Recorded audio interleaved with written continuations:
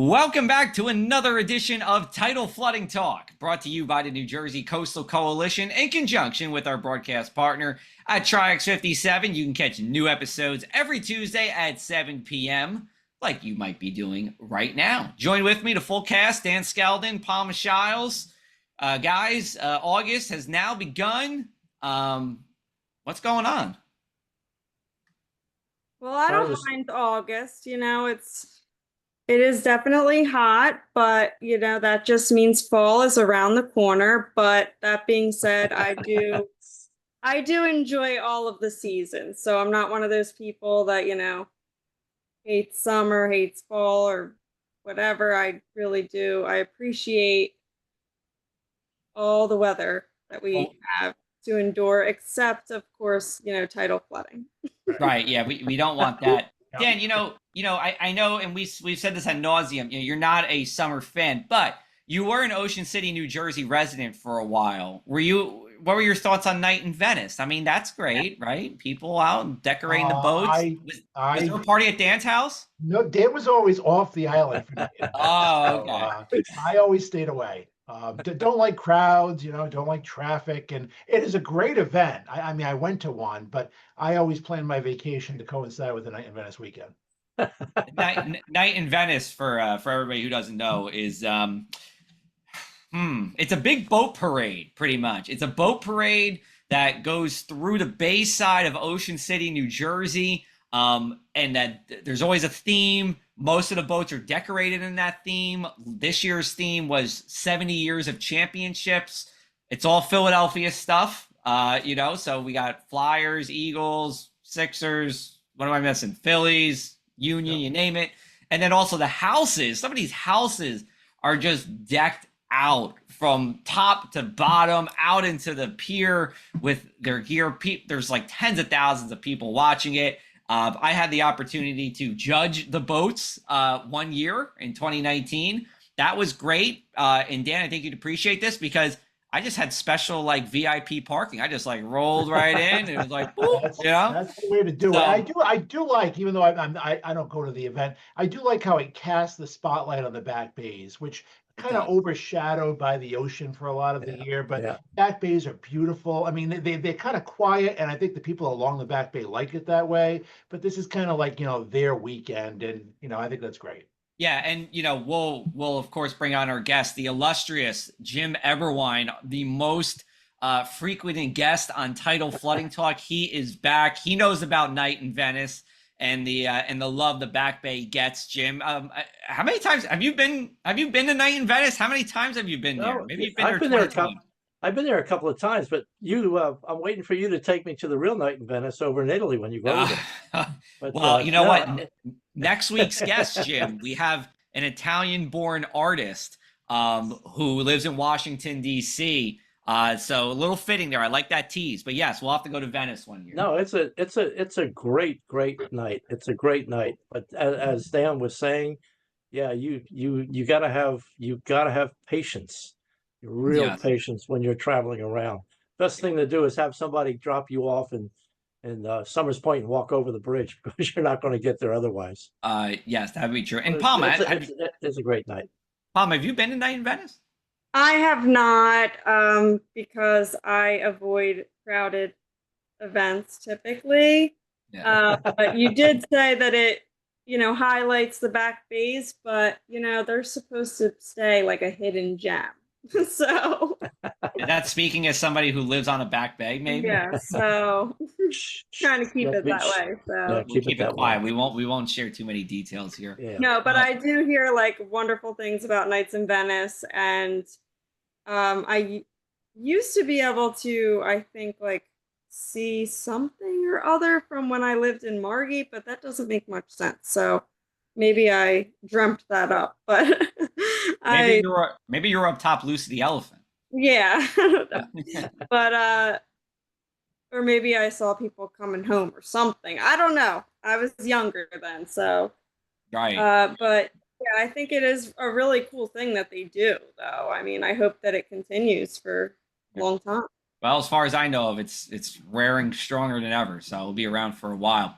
All right, let's get back to tidal flooding. We love you, Ocean City. We're gonna shift gears a little bit here. So Jim, we're getting into, it's August, right? Stats according to the National Ocean Service says this is the least coastal flooding month of the year here in New Jersey. We average like 1 or 2 events a year. I have to say too, we haven't seen, this year as a whole, not really that much tidal flooding. We did have a few days in July where it got to minor in a few spots, but would you agree? All in all, I think it's been pretty quiet on the coastal flooding front here in New Jersey. It's been very quiet, and I must warn you that when you ask emergency managers or say to them, it's been very quiet, they want to jump all over you. So Yes. You go, shh. Right. It has. When you follow like you guys follow the weather every day, you can see it. You can see it's the absence of it. I can't remember putting anything in an update probably 2 months, at least 2 months, maybe 3 months. We had that one event a few weeks ago where I think it was full moon, but it was only half a road where I lived that flooded. So that's we haven't. And thank goodness. Thank goodness. We're gonna hope it stays that way. October, on the other hand, our most tidal flooding month, according to the National Ocean Service. I was actually surprised. I didn't think it would be October. I figured it would be like January. I don't know, Dan. How'd you? I would have guessed like March. That would have been my guess. Yeah. October's a surprise. Yeah. Yeah. March was up there, but October was 1. Okay. Yeah. I have a theory why we don't have any tidal flooding this summer. It's just that there's so much moisture in the air that there's nothing left in the back bays. And there's just the high humidity, is feeling is lowering the bay level. That's my theory. Yeah. I know it's been extremely quiet, very quiet. But it's interesting.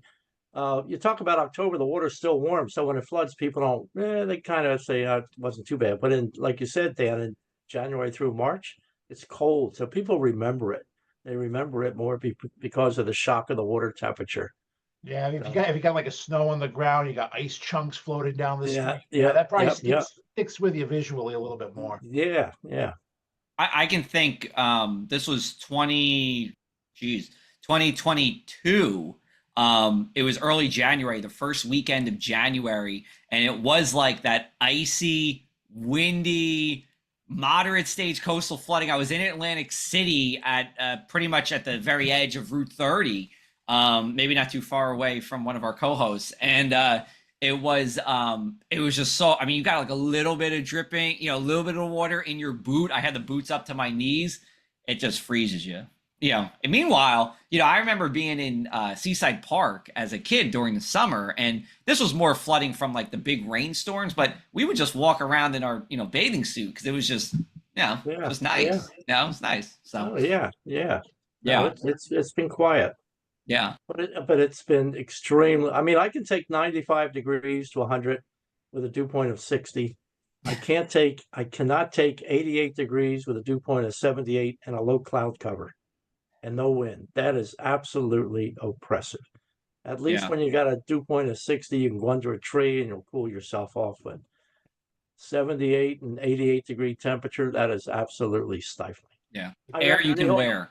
In the old days, I can remember my parents saying, my father especially, because he worked outdoors, he would say, it's awfully close out there. Did you ever hear that term? It's awfully close out there. And the reason is he would go out and your body's trying to evaporate the heat, but it couldn't because there was so much moisture in the atmosphere that you couldn't evaporate and cool off. So they called it, it was very close out there. In other words, you're not evaporating much moisture off your body. This is why we have you on, Jim, for the words of wisdom. Like, well, it's these old guys, these old sayings. I know. No. All right, we're going to take a break here. We're coming up to break. We got plenty more with Jim. We'll be right back here on Tidal Flooding Talk in just a minute. Thanks to the New Jersey Coastal Coalition, your flood insurance bills are lower and your streets safer from the reality of flooding. Since beginning in 2013, we build more resilient shoreline communities. Our member towns develop and share in best practices that anticipate future concerns and create flooding solutions. From our town-specific free web app for flooding information to our weekly Tidal Flooding Talk show, we focus on flooding 24/7. Visit www.njcoastalcoalition.com for more.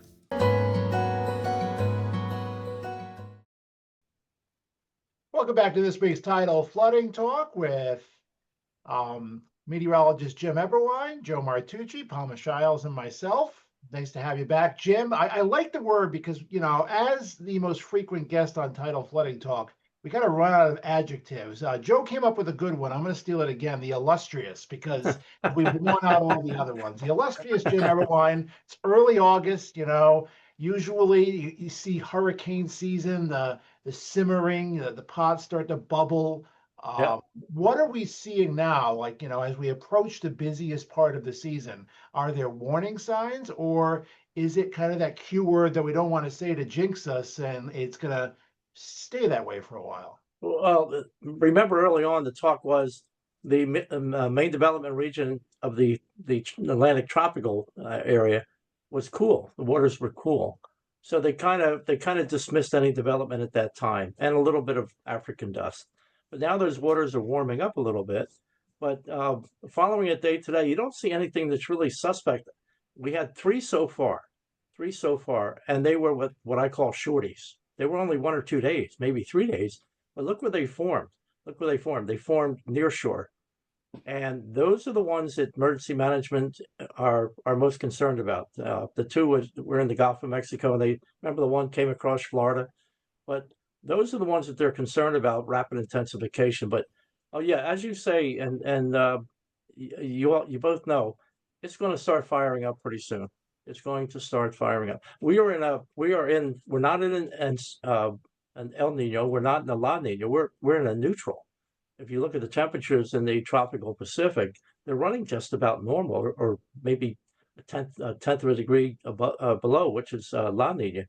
So that in itself would support development as we get into August, September, October, and those, as you know, are months that we have to really look forward to. But looking at the temperatures, they're very warm in the Western Caribbean, they're very warm in the Gulf, and they're warm along the southeast coast. So I would guess in this month you'll probably see it get very active. Maybe 3 or 4 storms start popping up, which is not unusual for August. We've had more than, I think we've had 8 or 9 in August sometimes. So yeah, this is the time to watch. Now, you mentioned that, you know, emergency managers hate when someone says it's been quiet.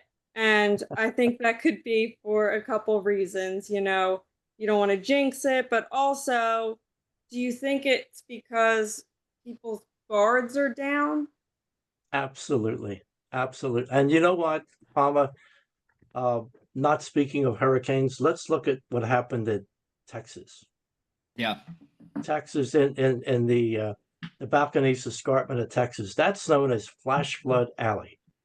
And I think at that point, everybody's guard was down because they hadn't had anything since when was the last time, Dan, Joe, 1987, something like that? It was a couple decades, yeah. About and that. Your guard is down, and our guard gets down too, because we haven't had really anything serious. If we put aside Ida's flooding for a minute, in 2021, we haven't had anything serious on the coast. 13 years ago, Sandy. So yeah, your guard is down for many reasons. And Jim, I mean, you know, you say Ida, right? And for the New Jersey coastline, I mean, Ida wasn't really much to begin with. I mean, it wasn't here, right? I mean, there was some in Monmouth County where there was heavy rain, but it was able to taken care of pretty quickly. You know, it was really what happened Northeast New Jersey and New York. So yeah, I mean, I don't know though. I mean, like, here's my thought. Like, we had the winter storm in 2016. Some may know it as Jonas. I mean, what do we think? You know, do you think that was a reminder? Or do we think do we think everyone here who's listening, you know, has kind of put it in the rear view mirror? Well, as you know, I teach different courses to emergency management people, not only in New Jersey, but across the country. It's the same everywhere. When you don't have something frequent, when you don't have file footage every year of something happening, people let their guard down. And it's unfortunate that it's just like the FAA. What are they look for aircraft accidents. Yeah. And when there's an accident, then it's the level of awareness, call to actions are put out about flying, and we're going to make sure this doesn't happen again. Same thing with weather. People have short memories, very, very short memories. And that's why you have to stay on your toes all the time. I mean, emergency managers, they prepare 365 days a year. And you're only preparing for something that happens, what, less than 2% of the time? And that's a hard thing to do. That's a very hard thing to do, to keep your level of awareness up that much. Jim, I mean, we talk about, Jersey hurricanes or East Coast hurricanes normally are the longer tracked ones, the ones you can see coming, you have days notice. You earlier mentioned like close in development, and we see that a lot on the Gulf Coast and sometimes the Florida coast. Is that possible? Maybe with the help of climate change, maybe without, is there a chance of that happening along the mid-Atlantic coast? Like, will we ever have to worry about in New Jersey of a short lead time tropical system? I don't think so. I really don't think so, because the National Hurricane Center is getting better and better and better at things. But what they're most concerned about, and we saw it in Mexico last year, where was it, Acapulco? It went from a 1 to a 5, something like that. Would that ever happen here? No, I don't think we'll ever see a 5 here. We may not even see a 4, but we don't need that. We only need a 3. We only need a 3. And if you have something that's going to rapidly intensify off the coast, up here anyway, half the circulation would be over land. So that's not good for a tropical development.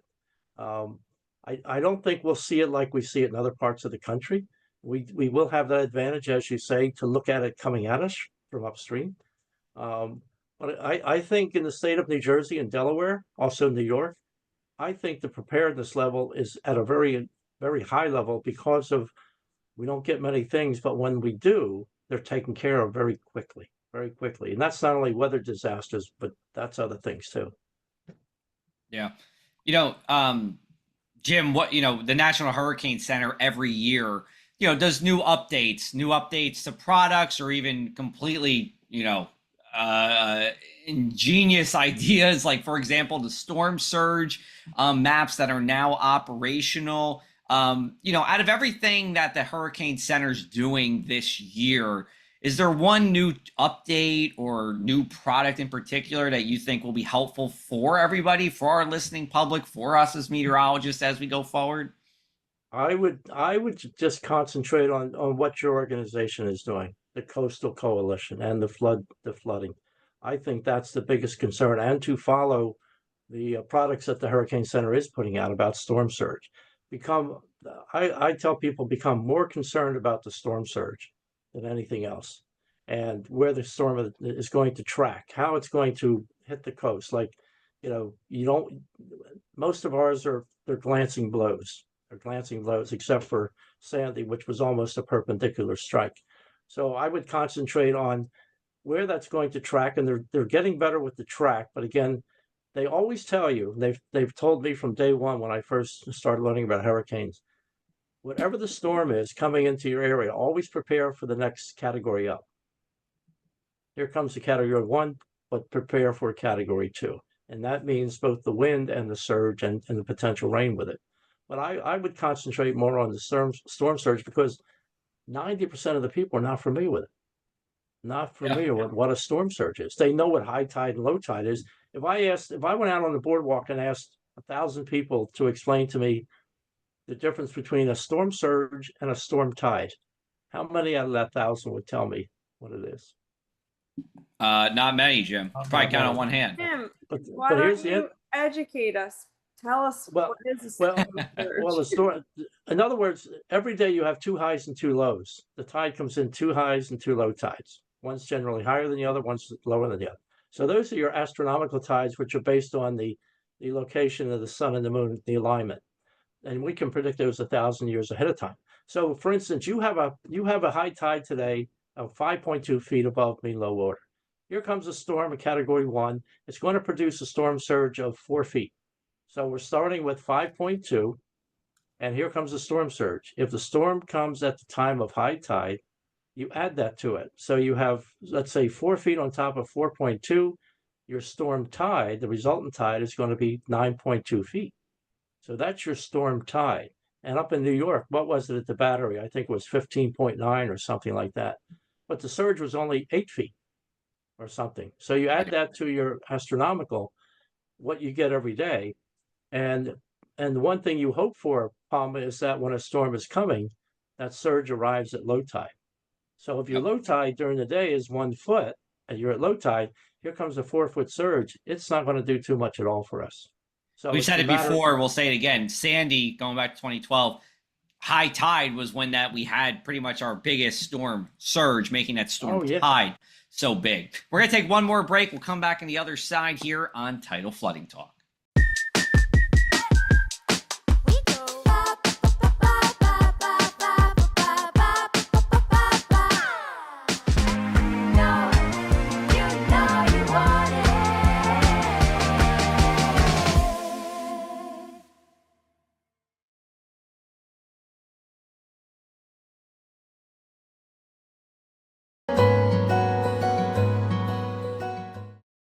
Hello and welcome back. You're watching Tidal Flooding Talk. We are brought to you by the New Jersey Coastal Coalition, and we would like to remind you that flooding is not just a summer or a hurricane season threat. High tides, heavy rain, nor'easter, water doesn't check the calendar. Whether it's July or January, flooding is a year-round threat for coastal communities. So that's why it's important to stay prepared, stay alert, and don't wait for a named storm to take action. Amen. Jim, so I want to ask you your opinion on one thing here. So you mentioned our improvements in our track accuracy when it comes to hurricanes. And just for everybody here, pretty much our 1-day forecast, or excuse me, our 3-day forecast now are as accurate as our 1-day forecast were in 2000. However, I think most people don't know that that storm, that forecast cone is a 66% confidence probability. In other words, there's a 33% chance it's not within the cone. Are we at a point now in our forecast accuracy where we should maybe move that number? Like I would say go from 66 to 75%. We've had a couple of storms which were on the outer fringe of that teardrop, that cone of uncertainty. Max Mayfield always said, concentrate not just on that skinny black line, but on that teardrop, the cone of uncertainty. And we've seen that when they come ashore. Once they come ashore, they're still subject to do anything, because now it's friction involved and things like that, and troughs over the Midwest, stuff like that. That's very tough. They're making improvements now with the cone and adding different advisories and warnings to it and things. But again, the public is not really in tune to what that means, how they use that cone of uncertainty and what those percentages are and how they arrive at those. And it was only 15 years ago, I think, when they went from 3 days to 5 days with the cone, and that was because the Navy wanted to extend it to 5 days because if they had to move ships away from the major cities, get them out to sea before a hurricane, they had to get their crew back. The crew may have been vacationing on the other coast. So that cone of uncertainty is a good thing. And they do have a couple of guys down at the Hurricane Center have a video of it, YouTube, explaining it more and more. But it's something that the storm doesn't follow all the time. You follow the skinny black line, but to be safe, maybe expand it a little bit more. I would just say, because the cone, in a good way, is narrow. It gets narrower and narrower each year, pretty much. Maybe we can let's increase the confidence, and we make the cone a little bit bigger. I think it's a good thing, because as we know, not all the impacts are within that cone either. Even if that storm that's only the eye of the storm. So anyway, go ahead. When CELS puts out, the Severe Storm Center puts out a severe thunderstorm watch, they give you an outline. They'll say severe storms are possible in and outside of the box. They'll even mention there's a possibility outside of the box. So the same thing with the cone, as you mentioned. Yeah. All right. We are, Jim, when we talk to you, it just always goes by too fast. This is another edition of that. I can't believe we're almost done, because we have to do the the one thing we can't stop talking about, coastal flooding or otherwise. Dan, take it away. I'm just hoping for, in the spirit of hurricane season, I have the gut that it's going to be a quiet season this year. Despite some signs, I could be wish casting, but I'm hoping for a quiet season. I always hope for a quiet season, but I do think this year U.S. impacts are going to be low. What I'm concerned about, Jim, like you, that close-in development. So hopefully we all stay on our toes, because as you always taught me, it only takes one. Right. Palma?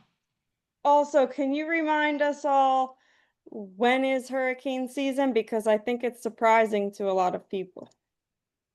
Hurricane season. Well, the hurricane season officially June 1 through November 30th. In the Eastern Pacific, it's very active. They start a little bit earlier than we do, but it runs through November 30th. But we've had them in every month of the year. Yeah. And I like to tell people, and Dan and I, Joe, talk about it. We have two hurricane seasons. We have the one for the hurricanes, and we have the one for nor'easters. And nor'easters can be every bit as powerful as a Category 1 if we get a good mature one, like Joe mentioned Jonas in 2016. Yeah. So yeah, we're always at the first line of defense, right on the coast here. Yeah. Right. But anyway, sorry I had to sidetrack there, but I guess what I can't stop thinking about is I need to get to the beach a few more times now that it's August, and I feel like I have only gone like a couple times this summer. I'm going to keep on that beach theme, Palma, because I've had this idea cooking for a couple of weeks in my head, because I keep thinking about beach badges, and I've said this before, like beach badge prices are way different once you get north of Long Beach Island. I was in Point Pleasant today as we're recording this. Daily beach badge, $13 to go for one day. So here's my grand plan. Why don't we have this by county? Each county sets their own rate, but why don't we have the towns use digital beach badges like we did in 2020 and control the flow? Because some towns like it just for their residents. Some towns like everybody to come. Can we, then it gives people a variety to go to different beaches. Maybe the beach badge prices come down a little bit.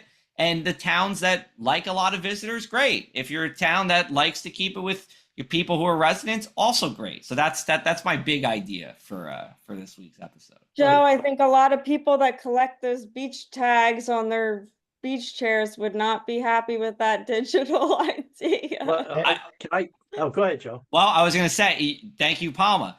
If you get a season badge, you'll still get a season badge, but you're still going to need a digital version. That's okay.